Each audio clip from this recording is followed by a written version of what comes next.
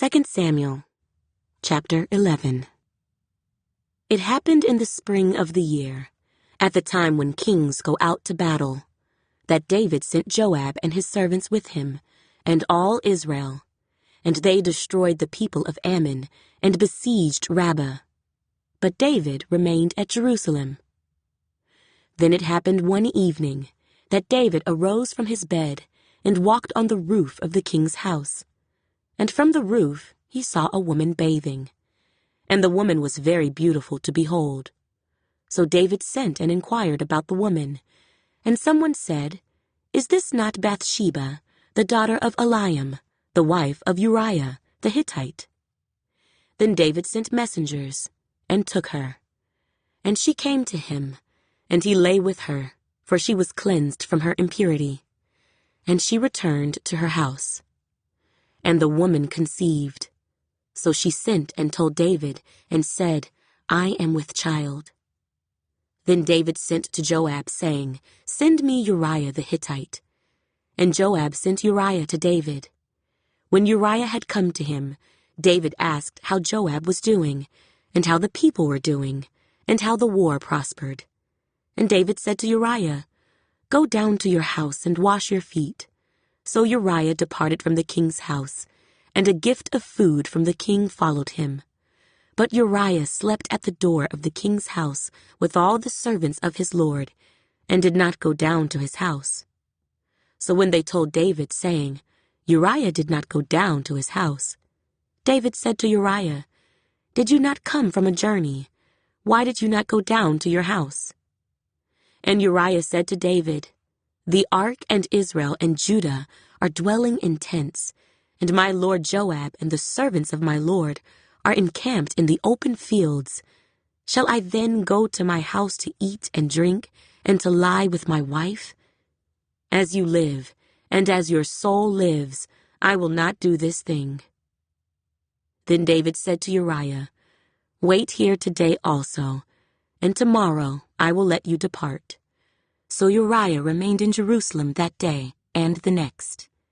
Now when David called him, he ate and drank before him, and he made him drunk. And at evening he went out to lie on his bed with the servants of his lord, but he did not go down to his house.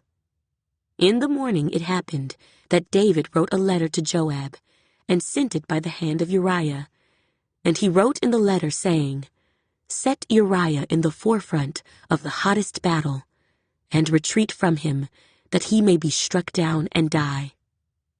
So it was, while Joab besieged the city, that he assigned Uriah to a place where he knew there were valiant men. Then the men of the city came out and fought with Joab, and some of the people of the servants of David fell, and Uriah the Hittite died also. Then Joab sent and told David all the things concerning the war, and charged the messenger, saying, "When you have finished telling the matters of the war to the king, if it happens that the king's wrath rises, and he says to you, 'Why did you approach so near to the city when you fought? Did you not know that they would shoot from the wall? Who struck Abimelech the son of Jerubbesheth?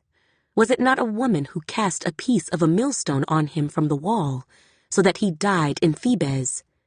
Why did you go near the wall?' Then you shall say, 'Your servant Uriah the Hittite is dead also.'" So the messenger went and came and told David all that Joab had sent by him. And the messenger said to David, "Surely the men prevailed against us, and came out to us in the field. Then we drove them back as far as the entrance of the gate. The archers shot from the wall at your servants, and some of the king's servants are dead, and your servant Uriah the Hittite is dead also." Then David said to the messenger, "Thus you shall say to Joab, 'Do not let this thing displease you, for the sword devours one as well as another. Strengthen your attack against the city and overthrow it.' So encourage him." When the wife of Uriah heard that Uriah her husband was dead, she mourned for her husband. And when her mourning was over, David sent and brought her to his house, and she became his wife and bore him a son. But the thing that David had done displeased the Lord.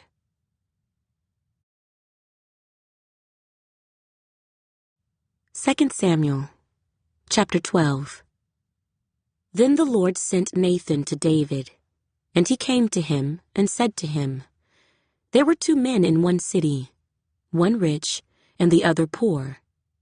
The rich man had exceedingly many flocks and herds, but the poor man had nothing, except one little ewe lamb, which he had bought and nourished, and it grew up together with him and with his children. It ate of his own food, and drank from his own cup, and lay in his bosom, and it was like a daughter to him. And a traveler came to the rich man, who refused to take from his own flock, and from his own herd, to prepare one for the wayfaring man who had come to him. But he took the poor man's lamb, and prepared it for the man who had come to him.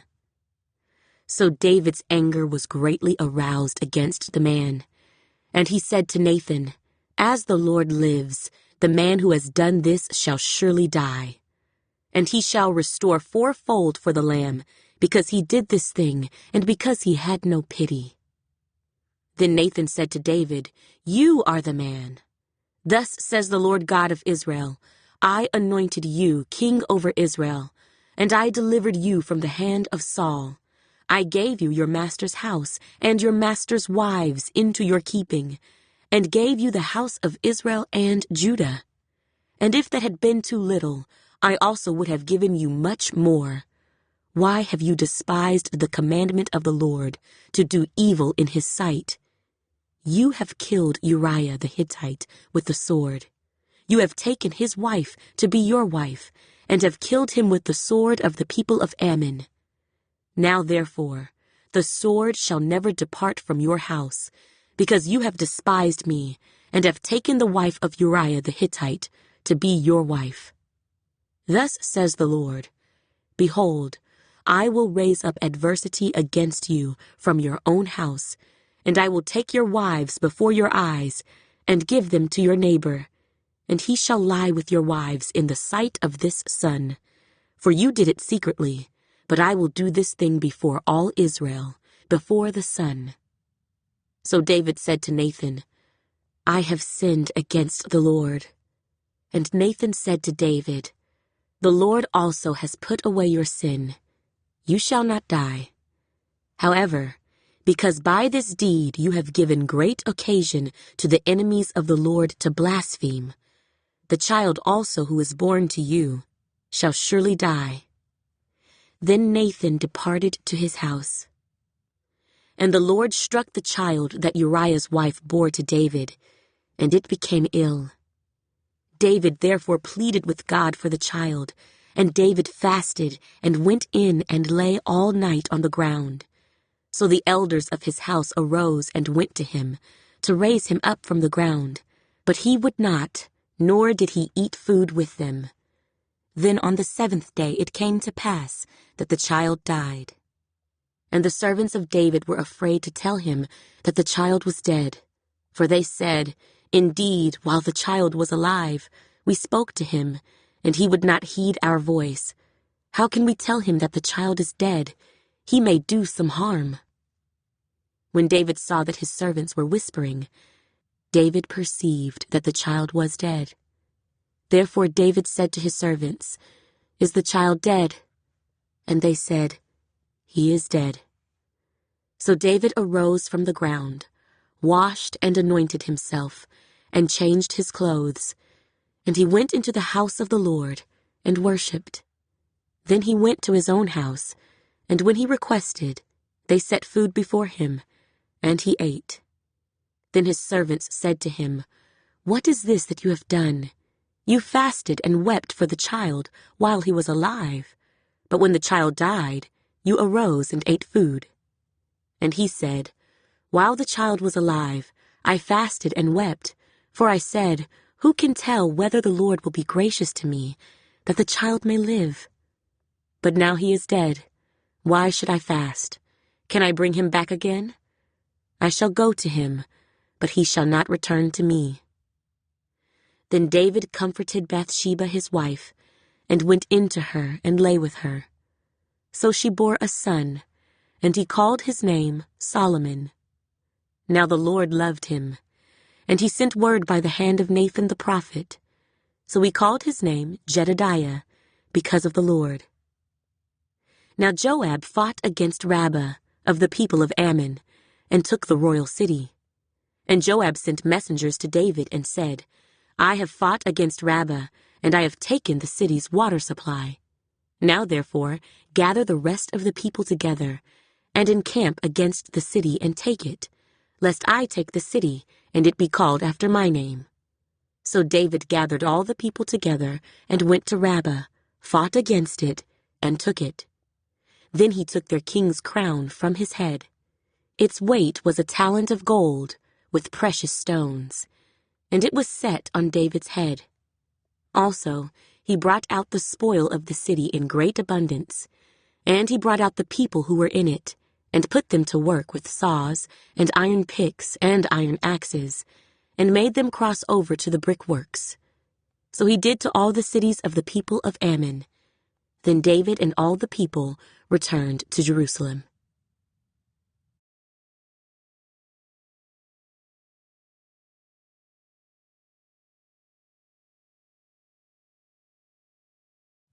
Second Samuel, chapter 13.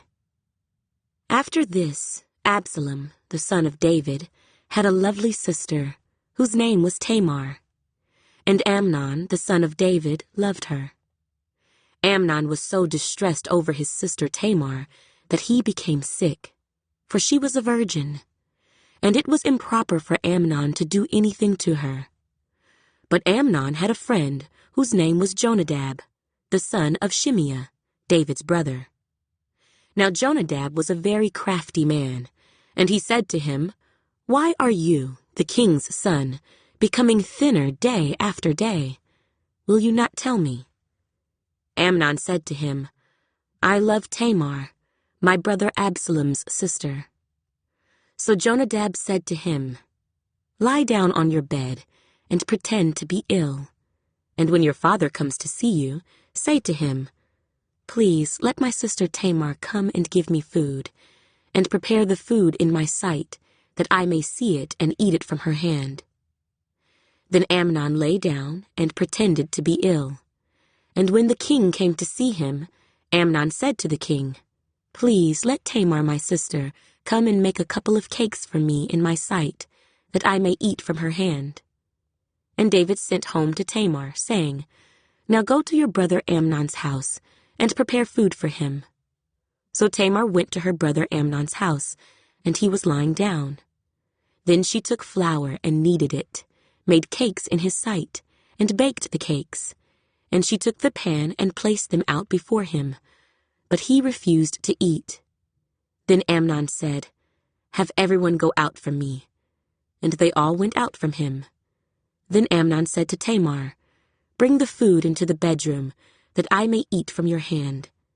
And Tamar took the cakes which she had made, and brought them to Amnon her brother in the bedroom.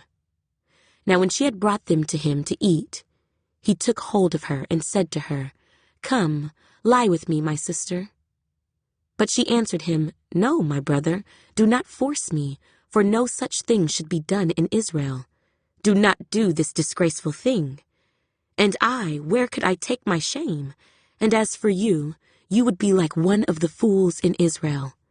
Now therefore, please speak to the king, for he will not withhold me from you. However, he would not heed her voice, and being stronger than she, he forced her and lay with her. Then Amnon hated her exceedingly, so that the hatred with which he hated her was greater than the love with which he had loved her. And Amnon said to her, Arise, be gone. So she said to him, No, indeed, this evil of sending me away is worse than the other that you did to me. But he would not listen to her. Then he called his servant who attended him and said, Here, put this woman out away from me, and bolt the door behind her. Now she had on a robe of many colors, for the king's virgin daughters wore such apparel. And his servant put her out, and bolted the door behind her. Then Tamar put ashes on her head, and tore her robe of many colors that was on her, and laid her hand on her head, and went away crying bitterly. And Absalom, her brother, said to her, "Has Amnon your brother been with you? But now hold your peace, my sister. He is your brother. Do not take this thing to heart." So Tamar remained desolate in her brother Absalom's house. But when King David heard of all these things, he was very angry. And Absalom spoke to his brother Amnon, neither good nor bad, for Absalom hated Amnon, because he had forced his sister Tamar.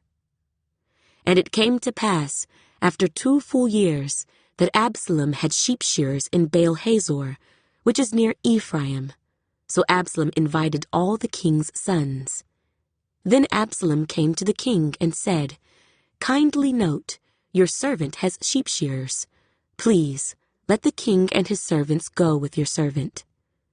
But the king said to Absalom, "No, my son, let us not all go now, lest we be a burden to you." Then he urged him, but he would not go, and he blessed him. Then Absalom said, "If not, please let my brother Amnon go with us." And the king said to him, "Why should he go with you?" But Absalom urged him, so he let Amnon and all the king's sons go with him. Now Absalom had commanded his servants, saying, "Watch now, when Amnon's heart is merry with wine, and when I say to you, 'Strike Amnon,' then kill him. Do not be afraid. Have I not commanded you, 'Be courageous and valiant'?" So the servants of Absalom did to Amnon as Absalom had commanded. Then all the king's sons arose, and each one got on his mule and fled. And it came to pass, while they were on the way, that news came to David, saying, "Absalom has killed all the king's sons, and not one of them is left."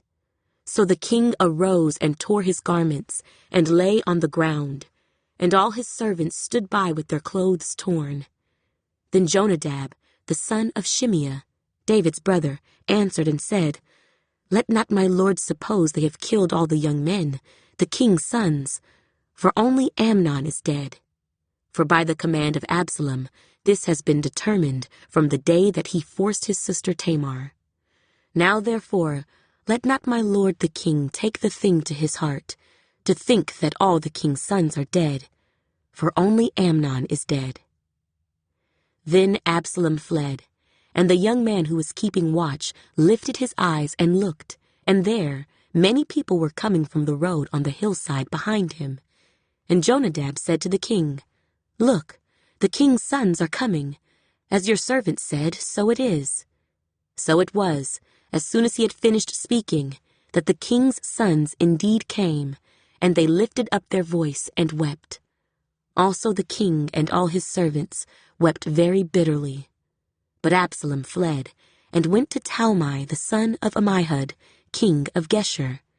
And David mourned for his son every day. So Absalom fled, and went to Geshur, and was there 3 years. And King David longed to go to Absalom, for he had been comforted concerning Amnon, because he was dead. 2 Samuel, chapter 14. So Joab, the son of Zeruiah, perceived that the king's heart was concerned about Absalom. And Joab sent to Tekoa, and brought from there a wise woman, and said to her, "Please pretend to be a mourner, and put on mourning apparel. Do not anoint yourself with oil, but act like a woman who has been mourning a long time for the dead. Go to the king, and speak to him in this manner." So Joab put the words in her mouth. And when the woman of Tekoa spoke to the king, she fell on her face to the ground, and prostrated herself, and said, "Help, O king." Then the king said to her, "What troubles you?" And she answered, "Indeed, I am a widow. My husband is dead. Now your maidservant had 2 sons, and the 2 fought with each other in the field, and there was no one to part them, but the one struck the other and killed him.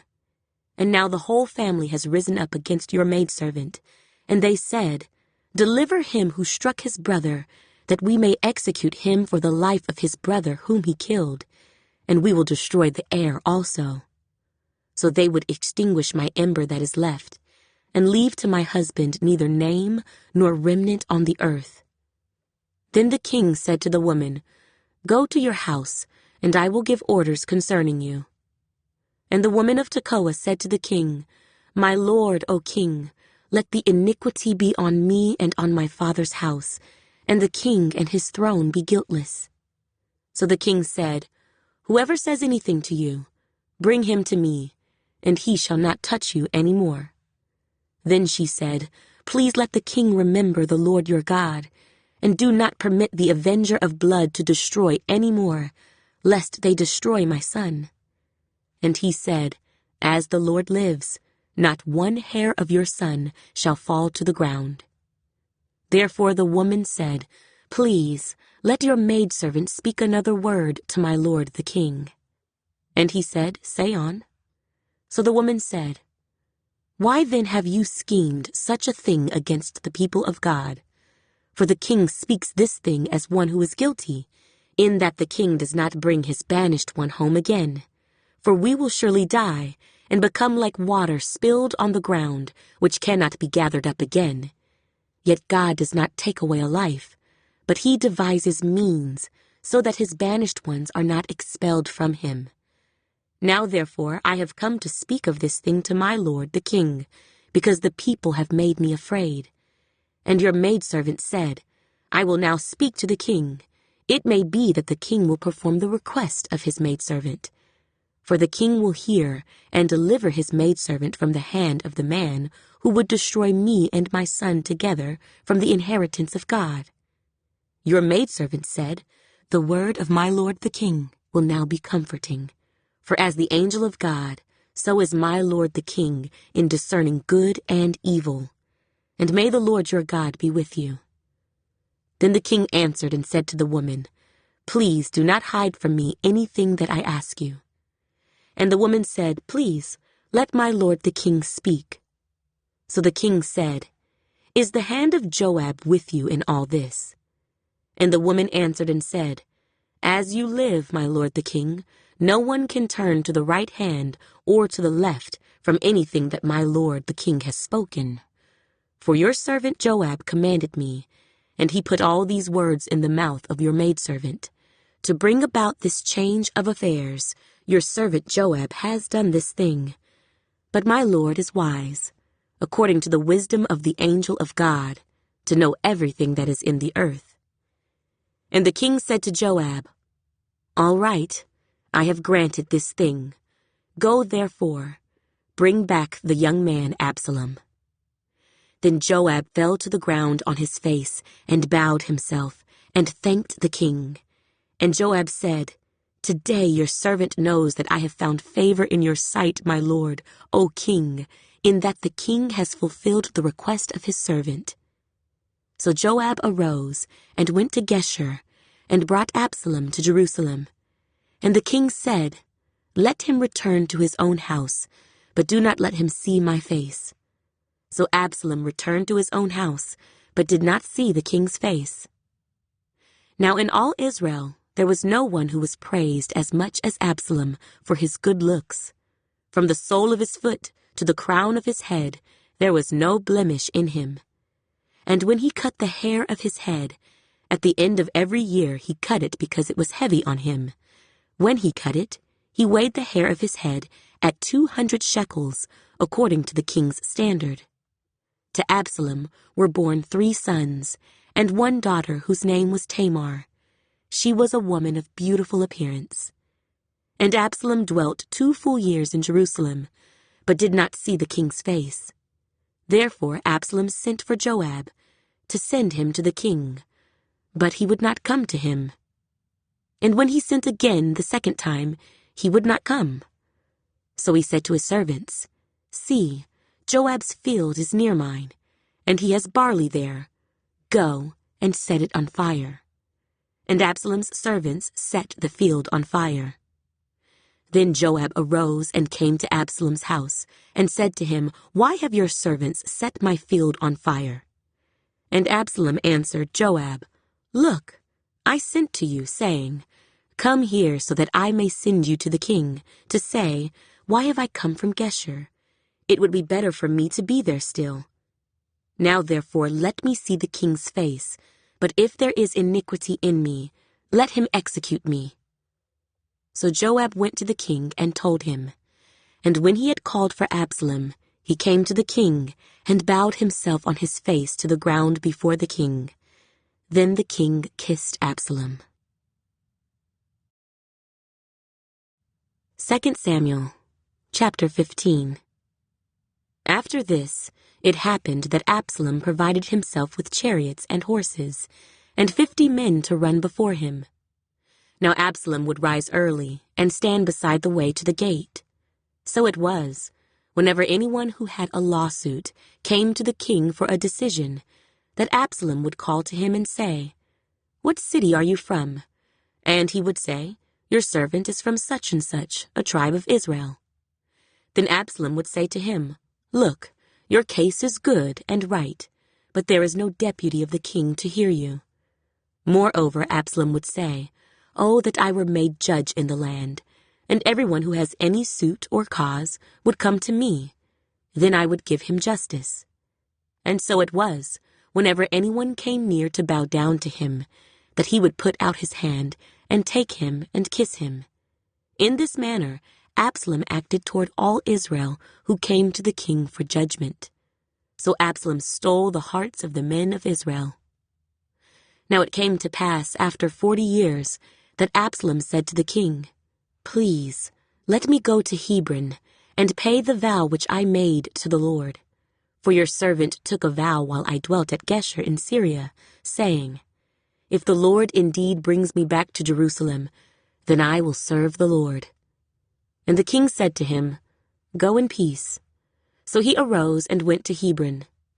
Then Absalom sent spies throughout all the tribes of Israel, saying, "As soon as you hear the sound of the trumpet, then you shall say, 'Absalom reigns in Hebron.'" And with Absalom went 200 men invited from Jerusalem, and they went along innocently and did not know anything. Then Absalom sent for Ahithophel the Gilonite, David's counselor, from his city, from Gilo, while he offered sacrifices. And the conspiracy grew strong, for the people with Absalom continually increased in number. Now a messenger came to David, saying, "The hearts of the men of Israel are with Absalom." So David said to all his servants who were with him at Jerusalem, "Arise, and let us flee, or we shall not escape from Absalom. Make haste to depart, lest he overtake us suddenly and bring disaster upon us, and strike the city with the edge of the sword." And the king's servants said to the king, "We are your servants, ready to do whatever my lord the king commands." Then the king went out with all his household after him. But the king left 10 women, concubines, to keep the house. And the king went out with all the people after him, and stopped at the outskirts. Then all his servants passed before him, and all the Kerethites, all the Pelethites, and all the Gittites, 600 men who had followed him from Gath, passed before the king. Then the king said to Ittai, the Gittite, "Why are you also going with us? Return and remain with the king, for you are a foreigner, and also an exile from your own place. In fact, you came only yesterday. Should I make you wander up and down with us today, since I go I know not where? Return and take your brethren back. Mercy and truth be with you." But Ittai answered the king and said, "As the Lord lives, and as my lord the king lives, surely in whatever place my lord the king shall be, whether in death or life, even there also your servant will be." So David said to Ittai, "Go and cross over." Then Ittai the Gittite and all his men, and all the little ones who were with him, crossed over. And all the country wept with a loud voice, and all the people crossed over. The king himself also crossed over the brook Kidron, and all the people crossed over toward the way of the wilderness. There was Zadok also, and all the Levites with him, bearing the ark of the covenant of God. And they set down the ark of God, and Abiathar went up until all the people had finished crossing over from the city. Then the king said to Zadok, "Carry the ark of God back into the city. If I find favor in the eyes of the Lord, he will bring me back and show me both it and his dwelling place. But if he says thus, 'I have no delight in you,' here I am. Let him do to me as seems good to him." The king also said to Zadok the priest, "Are you not a seer? Return to the city in peace, and your 2 sons with you, Ahimaaz your son, and Jonathan the son of Abiathar. See, I will wait in the plains of the wilderness until word comes from you to inform me." Therefore Zadok and Abiathar carried the ark of God back to Jerusalem, and they remained there. So David went up by the ascent of the Mount of Olives, and wept as he went up. And he had his head covered and went barefoot. And all the people who were with him covered their heads and went up, weeping as they went up. Then someone told David, saying, "Ahithophel is among the conspirators with Absalom." And David said, "O Lord, I pray, turn the counsel of Ahithophel into foolishness." Now it happened when David had come to the top of the mountain where he worshipped God, there was Hushai the Archite coming to meet him with his robe torn and dust on his head. David said to him, "If you go on with me, then you will become a burden to me. But if you return to the city and say to Absalom, 'I will be your servant, O king, as I was your father's servant previously, so I will now also be your servant,' then you may defeat the counsel of Ahithophel for me. And do you not have Zadok and Abiathar the priests with you there? Therefore it will be that whatever you hear from the king's house, you shall tell to Zadok and Abiathar the priests. Indeed, they have there with them their 2 sons, Ahimaaz, Zadok's son, and Jonathan, Abiathar's son, and by them you shall send me everything you hear." So Hushai, David's friend, went into the city, and Absalom came into Jerusalem.